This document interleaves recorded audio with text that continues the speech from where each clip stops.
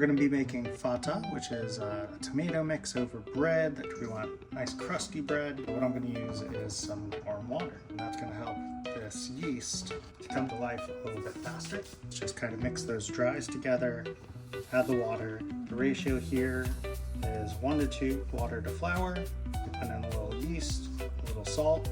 We're just going to mix it up.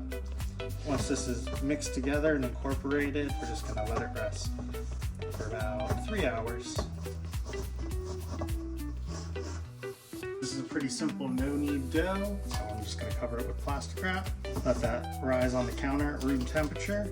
Alright, it's been a few hours. Our dough is nice and risen and it's all bubbly. Flour my hands a little bit, getting that dough out. Come on, little doggy. Take it, fold it like that.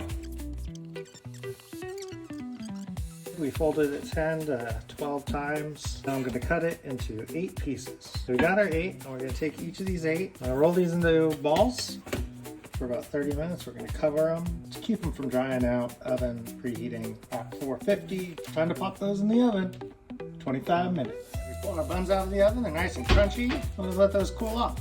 This recipe is a stewed tomato version of a panzanella. It starts off with us chopping some onions, throwing those in some olive oil until they start to get translucent, throwing in a bunch of chopped tomatoes, putting in some spice, some cayenne, some paprika, salt, pepper, and allspice, and just letting it stew down until those tomatoes are broken, and then you put it on top of your cubed crusty bread. I'm going to go ahead and start us off with a little bit of olive oil, salt, and pepper. Also going to add my garlic here. Then a little tomato paste. It's starting to look translucent there, so I'm going to go ahead and add the tomatoes. We got pepper, we got salt, some cayenne pepper. We got some nice paprika, freshly ground allspice. We got a nice mix. Now we're going to let that go for about 10 minutes or so until all the tomatoes are kind of breaking down into a stew. Alright, so this has been going for a little bit and all the tomatoes have cooked down. So we chop up our nice crusty bread and we take our tomato stew and we just put it right on top like that. That's the essential fata.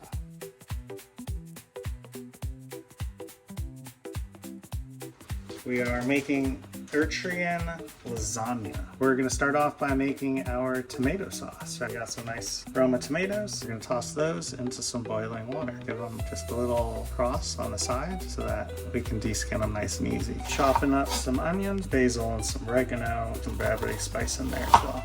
Take my tomatoes, pop them in the hot water for just a couple minutes. Those tomatoes into some cold water so they can cool down real quick. While those are cooling down, I'm going to go ahead and get some olive oil going here.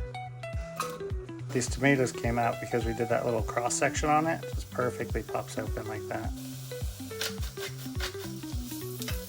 Those are starting to get translucent. I'm going to add some of our garlic here. I'm going to add some oregano. Start adding my tomatoes. Add some more pepper. Add some more salt. Give it a little mixy. While our tomatoes are cooking down, we're going to get that meat started. So I'm going to add some olive oil here to the pan. Our oil is hot, toss in our onions. Season our onions with a little salty, and a little pepper. It's time to air fry this tomato sauce with a little bit of everything. Onions are starting to brown. Time to add our garlic and some tomato paste. After just a couple minutes, those onion and tomato paste is ready, and we'll add our meat. I'm going to go with a generous amount of salt and black pepper, of course, paprika, coriander, and it would not be Eritrean without a generous amount of Burberry. And this meat is going to cook down for a while because we got to get the Burberry to bloom and the meat to cook. And the last addition to our meat there, we're just going to add a few bay leaves and infuse some flavor from the bay leaves into the meat. While we let that simmer for a while, I'm going to get started on our bechamel. Move this guy up front, actually. Flour and milk, and you can add some nutmeg. Since this is an Eritrean recipe, we have some called kibe, spiced clarified butter. We figure we'll use that, and it should be really good. And then we should be doing about 1/8 of a cup of flour. I'm gonna go ahead and incorporate our tomato sauce.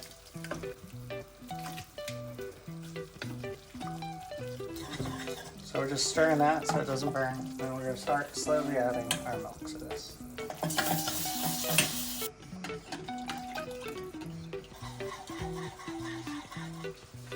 Our beautiful meat sauce is at a nice simmer over here. So I'm going to toss some herbs in here that I wanted to add, some oregano, some basil that I chopped up.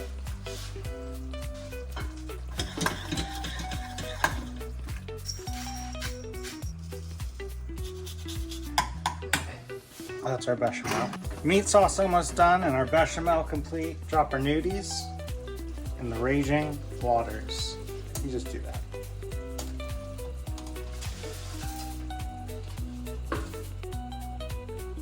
Our lasagna noodles are just about done, nice and al dente, so we're just going to take them out and lie them down on the sheet pan. Got our noodles done, we got our meat sauce done, we got our bechamel sauce also done.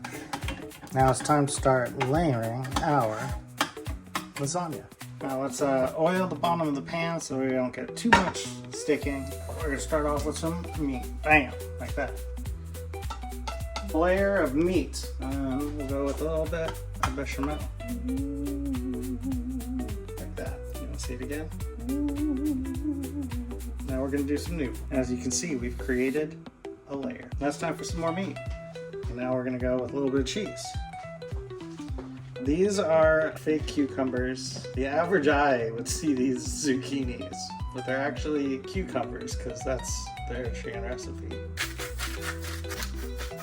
On top of them zucchinis, we're going with bechamel. And now, we're gonna go for some more nudies. I'm gonna go for some more meat sauce. Now over this meat sauce, we'll put a little bit of herbs. And over the herbs, we'll put some bechamel. We're gonna do another layer of noodles here. Now we're gonna pile on our cheese, cheddar, parmesan, and mozzarella. A little more herbs. That's gonna go into our oven, which has been preheating for about 25 minutes. Oh, look at that. That's gonna need to rest for a little bit because it's still super hot. For the reveal. Look at that. This is how Eritreans eat. They're eating good. We're gonna attempt Injera today. For Injera, you need egg flour, which I have here. We're gonna sift some egg flour into a container where you'll be making the dough and storing the dough in for fermentation. Okay, we have our egg here, and I have some starter, a batch I've kept from a different time. So I'm adding it here. You'll start mixing the starter into the egg flour. I have a bit of lukewarm water. I'm gonna add little at a time. A lot of kneading. Make sure you're getting all the bits from the bottom. You don't want it to be too loose, but you don't want like full-on runny batter.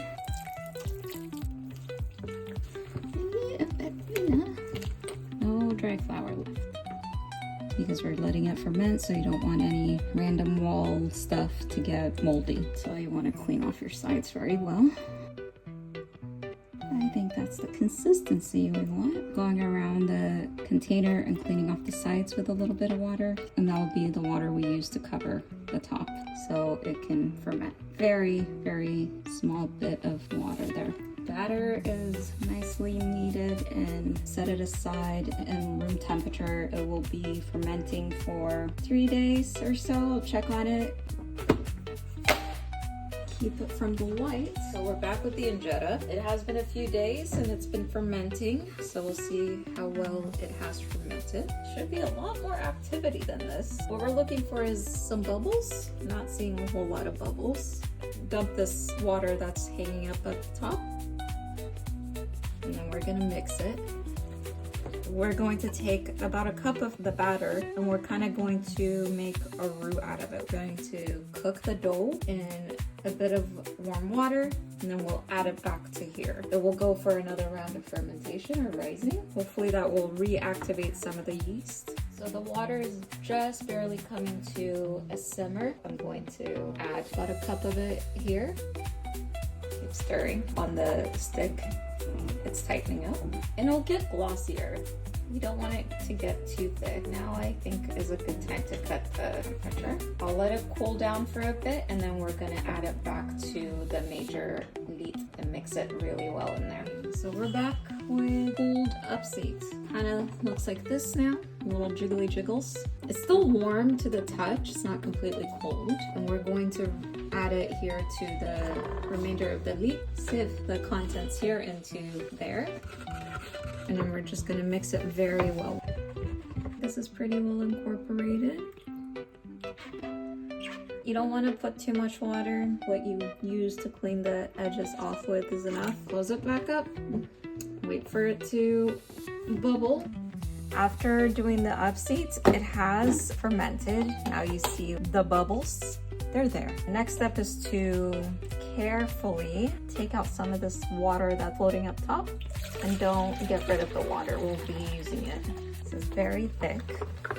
So I'm gonna add just a little bit of the water we took out back into the leaf. I think this is an okay consistency. We're doing about a cup of the leaf for the injera.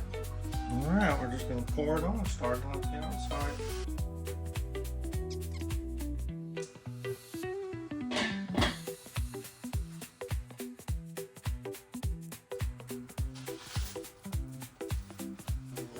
And I guess that's how you make injera.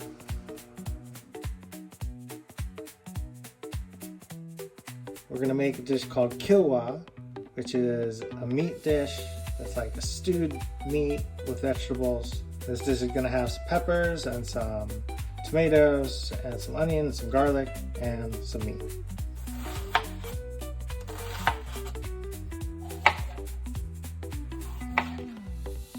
We've got all of our vegetables over here, choppity chopped for our kilwa. I'm gonna go ahead and put some olive oil in this pan over here. I'm gonna get our kilwa started with these onions.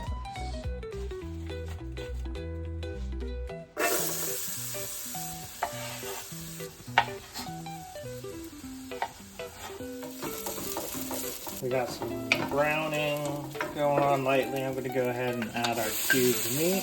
And let's get that seasoned up with a little bit of salt, black pepper, and some baby. While our meat is browning, I'm going to add some delicious garlic in there. And then I'll add our tomatoes.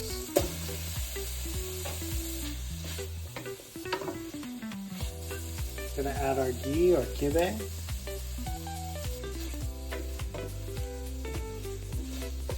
I'll add our bell peppers, few spicy peppers, and a sprig of rosemary. And of course, since we added some veggies, a bit more salt. Cover, reduce the heat to low, and let it simmer for just a bit. We're going to chop our red bell pepper.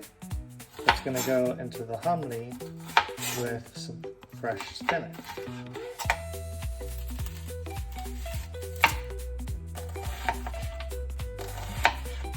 For our humli, we'll start with our ghee or kibe, clarified butter, and we'll add our onions once hot. Our onions are browning nicely, so it's time to add some garlic.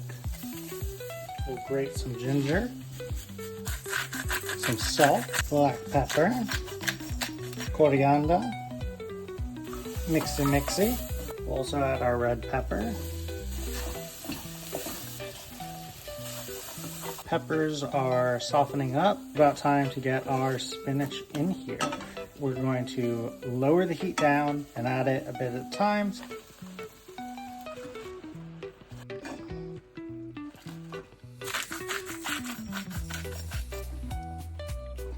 Taste it as we go. We add a little bit of spice, onion or more cumin or garlic. Amp up that flavor and get it to a place where we're happy with it to perfection.